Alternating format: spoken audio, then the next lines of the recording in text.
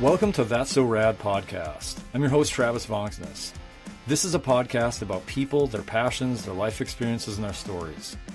As writer Frederick Buechner once said, the story of any one of us is in some measure the story of us all. All of us can learn something valuable from someone else's life and their stories. Join us for another conversation where we learn, laugh, and leave, seeing our own life in new ways. What's more rad than that?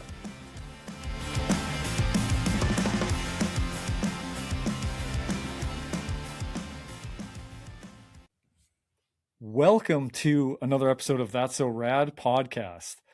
Man, this one is already going to be epic. I could just tell.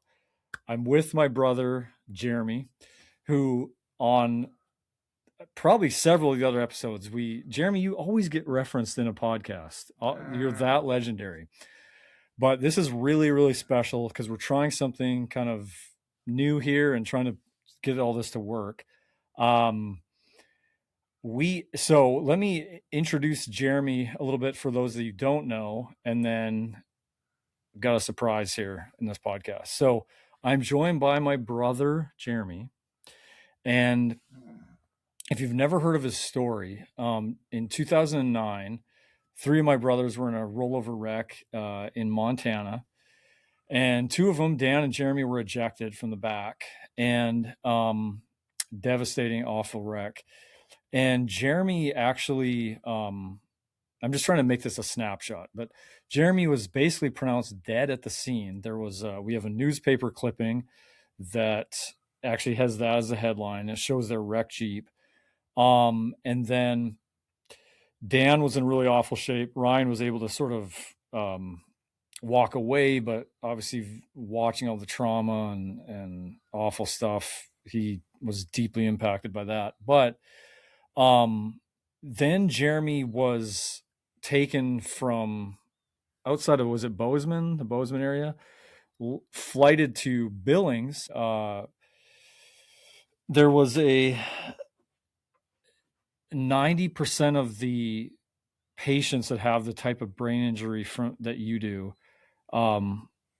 never wake up from that. It's basically a constant vegetative state or brain death. So Jeremy went from being pronounced dead to giving the prognosis, given the type of brain injury he had, that he would never come out of it and remain vegetative, to the fact Jeremy in 2026 is joining me on a podcast. Now, here's the other thing, if you don't know with Jeremy, one of the things that was taken from him and he's never regained is his voice. At the time of the accident, Jeremy, you were in college, right? An all-American cross-country runner with plans to have a future and family and do all that. Well, the accident just wrecked his body, really wrecked your life, and it took away your voice. But by God's grace, after you came out of the coma, and that was maybe another year plus, you were moving your left arm, and it corresponded to laughing, jokes we were telling, and it was like, dude, you're there, you're here. Like, you were moving your arm, and your eyes showed that you were part of what was going on. And we kind of picked up on more pieces and pieces. And then when there was a funny joke or whatever, you'd laugh. And so it was like, whoa, this is crazy. And then my sister Steph had the idea to, hey, like, I wonder with him moving that left arm, could he actually spell us something? And sure enough, you did. It is a miracle. So I want to repeat this, like, just for the stakes here. I mean, Jeremy, by all accounts, you should not be here. So he is here today. Many of you maybe listening know him and know his story. We'll talk more about that. But the coolest thing ever is that he's joining me on this podcast, and he's going to use what's called a Tobii Dynavox device, which lets him either with his eyes track the screen and pick out words, or with his left arm, there's a clicker, and then he can spell stuff. So we're going to go through and I'm just going to ask him some questions, and he's going to respond. Now he has a voice and you get the options to choose from. So we'll find out what your voice sounds like. Looks like the Toby already went to sleep, so I don't know what gave the Toby the day off, but apparently, okay, we're back on. So obviously this is a podcast to watch, even though it's on Apple. This is a visual one because you're watching Jeremy spell some of this out. I'm going to try to at some point move the laptop a little bit just so you can see what he's using to do this. And so we're going to start there. Jeremy, you just turned 38 this year. Is that right? Yeah, we had a huge party and celebration with music and costumes and all that kind of stuff. I do want to say this before we kind of get going on some questions for Jeremy. Is Jeremy is you're hilarious, dude. Hilarious. So some of you that constantly kind of get his inspirational stuff online don't see kind of the backstory where he's like ribbing caregivers and giving people a hard time or just being super funny. I'm going to read some of Jeremy's great one-liners that have made me laugh through the years.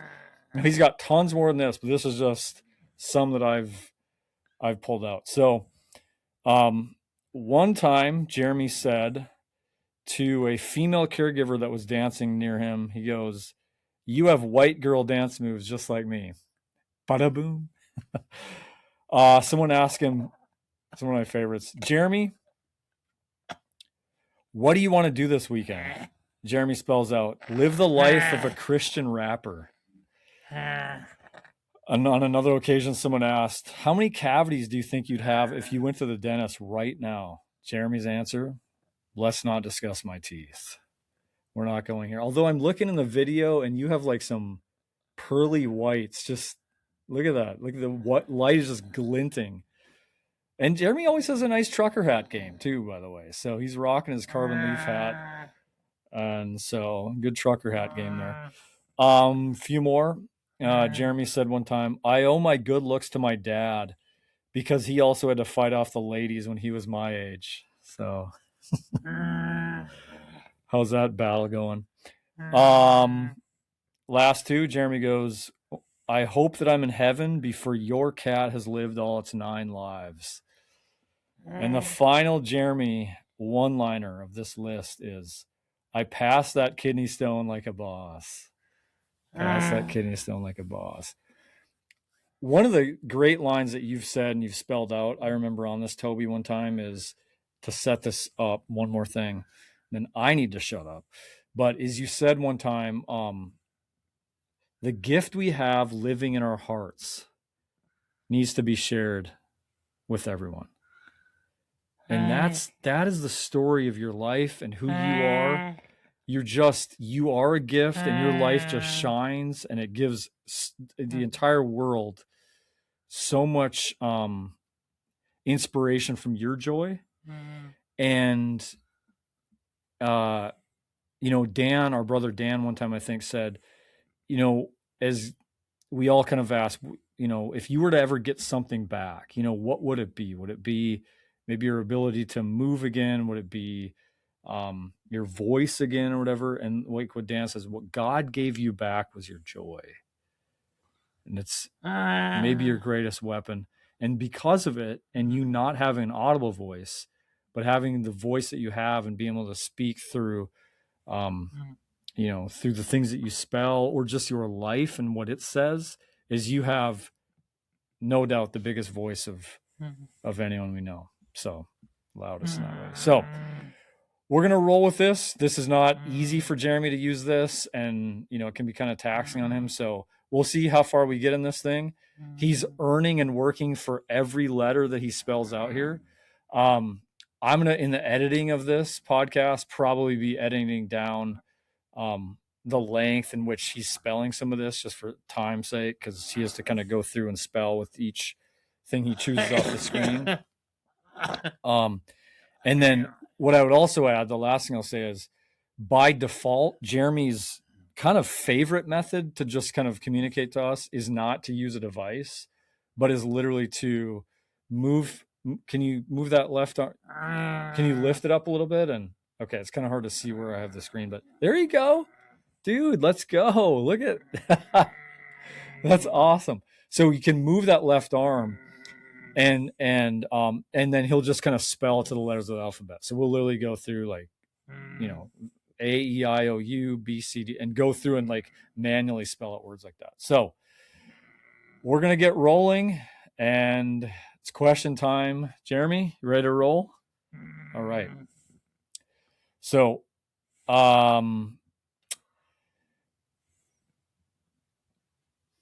Jeremy one time has, I remember one time you'd send out, so whenever he's with the caregivers, sometimes he'll have them send out a group text to all our siblings or family or whatever, and have questions he asks, or maybe he has a joke or something he wants to share. One time you had someone text out that you were asking, or you were saying, help me remember this, who has the worst feet of all the siblings? So who of the siblings, he has 4 brothers and a sister. So if there's 6 of us, 4, 5, I do the math here. Who of us has the worst feet? Here we go. And feel free to be honest. I mean, I had a podcast one time with Dan, and I just asked, you know, as far as best looking brothers, I told him, you know, Dan, I think you're maybe middle of the pack. So, I mean, you know, we're just being honest here. Okay. So, all right. So you got the second in the family of the worst feet. I don't want to. That's I threw out a bad question. So Jeremy's preserving, not ruining his Christmas gift experience by throwing one of you siblings under the bus. So good move on that one, Jeremy. Okay. And you can answer this shortly. Craziest thing you've ever done? All your adventures and stuff? Craziest thing you've ever done? Anything there? You got something for it? Okay. Ready?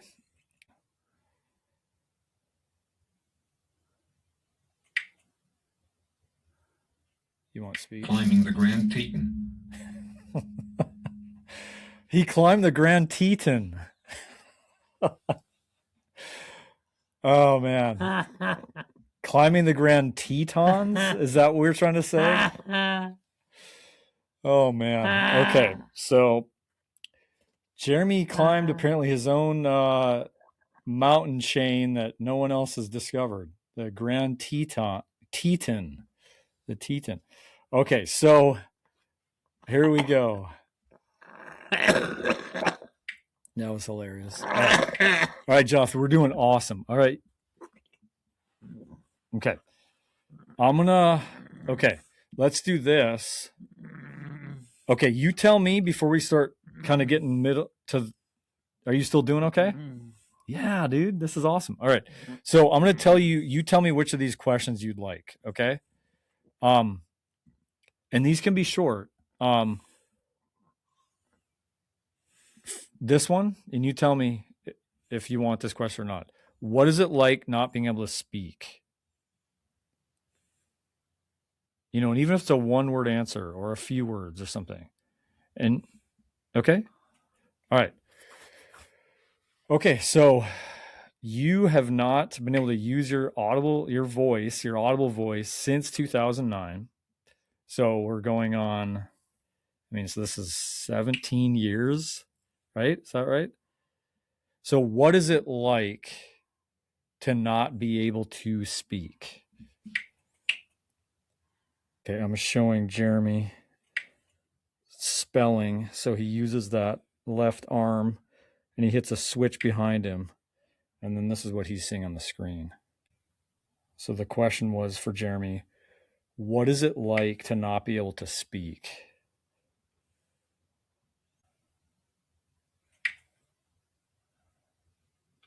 Humbling because you have to rely on others to do everything for you. Man, so humbling indeed. I cannot imagine so much of your life and the care and having to 24/7 have care. So the humbling nature of that for just your everything from eating to, going to the bathroom, needing to be cleaned, and then, communicating. I mean, the humblingness of that, humbling nature. Wow. So, yeah. So, what was something you really miss about running as you look back at your life of being a runner?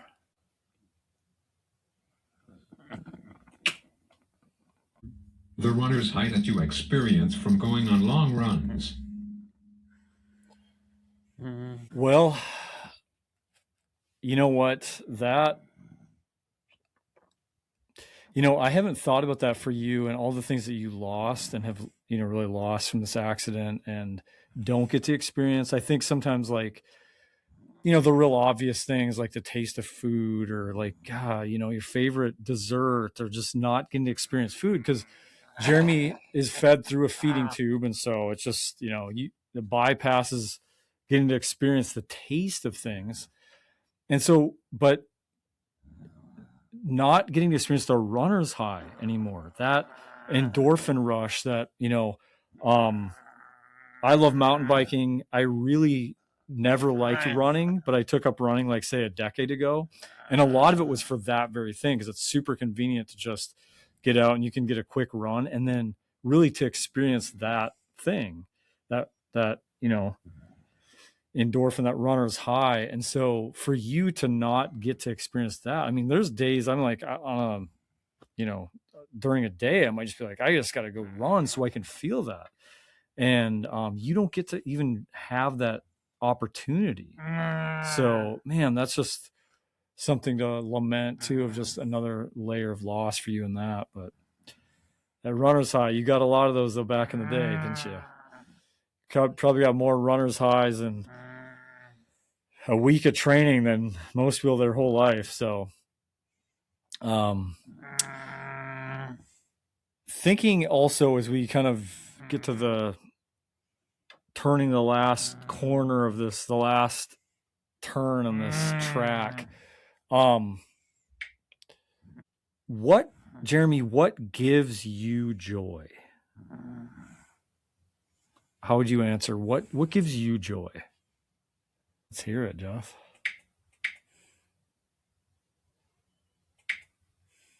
I love it. Only my personal relationships with Jesus is all you need in life. Yeah. Man. Hey, that's your experience, and that's the catalyst for this flame that the world sees, and we're always like, dude, how do you have so much joy? I think that that reminds me of a story. This was pretty early on after we had found that you could spell, and so we were communicating. And I think at some point, I remember Steph, I think it was, that asked you, because you had lost everything.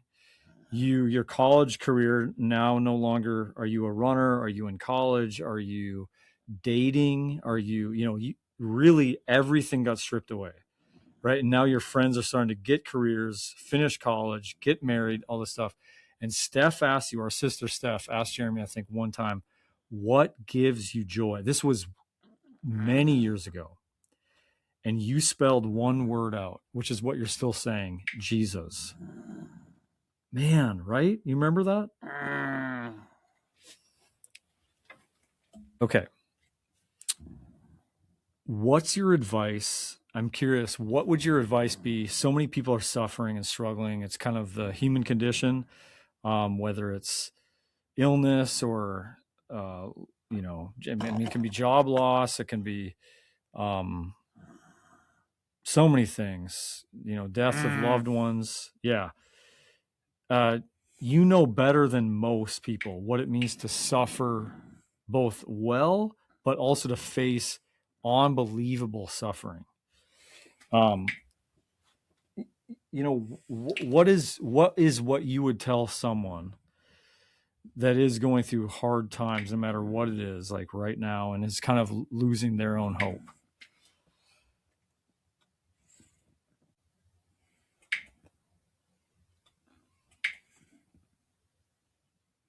Jesus is all you need in life. Yeah. Seems to be a theme here. You know, as we keep saying, that's kind of the central kind of thing that catalyzes your hope and stuff. You know, it also seems like part of that with your faith is also like family, friends, you know, people that are encouraging you as well, right? So, you know, it seems like that's another part of your life too. That's what is going on outside. You got something else you want to add? You're adding to it? Community is an essential aspect of doing well. That is true. That's huge. Doing things in isolation and alone, and so many people, we have like just an epidemic of loneliness, and so, man,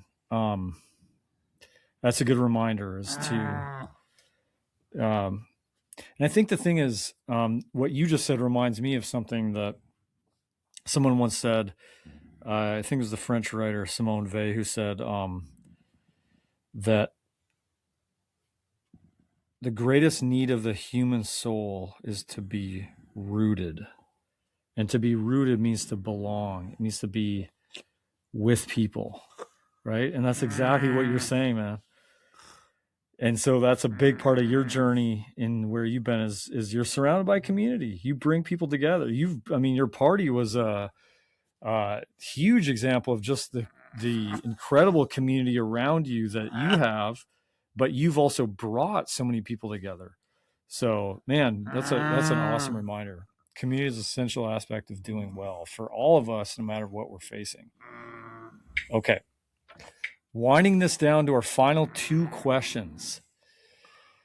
Jeremy, if you could design a billboard,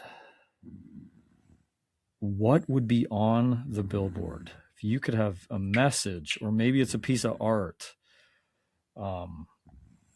maybe it's, just what comes to mind of what you would have on a billboard? I want to show Jeremy a little bit here what he's having to do, of how he's selecting the letters here. I mean, he's fighting for every word. And so what may just be a phrase or a sentence, I mean, he's going through and you can see how it's scanning through each letter, and then he's clicking it with his elbow. Okay. And so you can see how this message is coming together, just very slowly and with just enormous patience and perseverance, which is kind of what Jeremy's known for. Is that it? Ask Jesus to come into your heart. I promise you will never regret making that decision.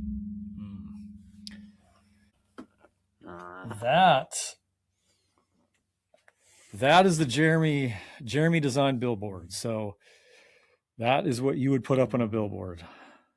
And I love that. It's also leads people to sort of think, I wonder what that's about, you know?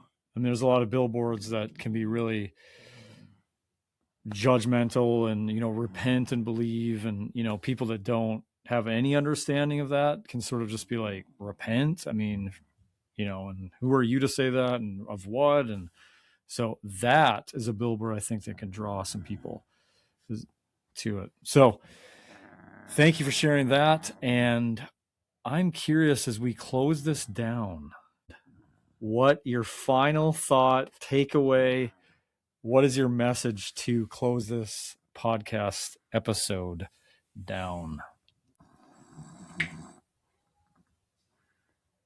I can do all things through Christ who gives me strength. Yeah. The final words. That is the close. Man, what else is there? Let's get a fist bump. You have to see, I'm going to adjust the screen here a second. So you can see Jeremy, he's got movement of that hand. Let's go up high for a fist bump to the world. Boom. He's tired. We actually recorded a whole thing before this one and we had no audio. So he went through 45 minutes before this. We took a break, but where we had no audio, and this is a complete redo. So Jeremy fought this thing out.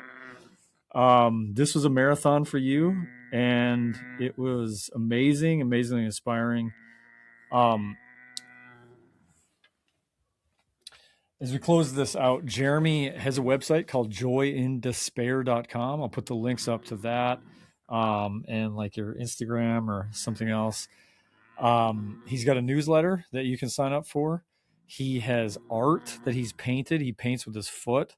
And so with a brush attached to his foot, and he names the paintings. He also has played what's called a fitar, which is a guitar modified to play with his foot with a pick. And we have some video of that as well on the website, as well as Jeremy's story and ways to get in touch with him. So he loves meeting new friends and would love to meet you. So when I edit this will be, those gaps will be cut down. So you're going to see sort of an immediate response. But as I showed you earlier in this, each of these answers took him a few minutes, if not longer, to fight for every letter and every word to say what he wanted to say. So you were my hero.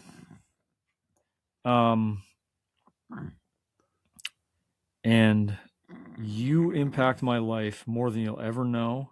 I get a front seat to watching the fireworks display of your life, your joy, and I can latch onto your joy going through the hardest, most difficult, being trapped in your body, your life, and seeing that you have hope, and your hope comes from knowing Jesus, and him filling with you hope gives me hope. And thank you for your life and for being on this podcast to share the blazing joy, and this orange shirt is appropriate, of Jeremy. Love you, bro.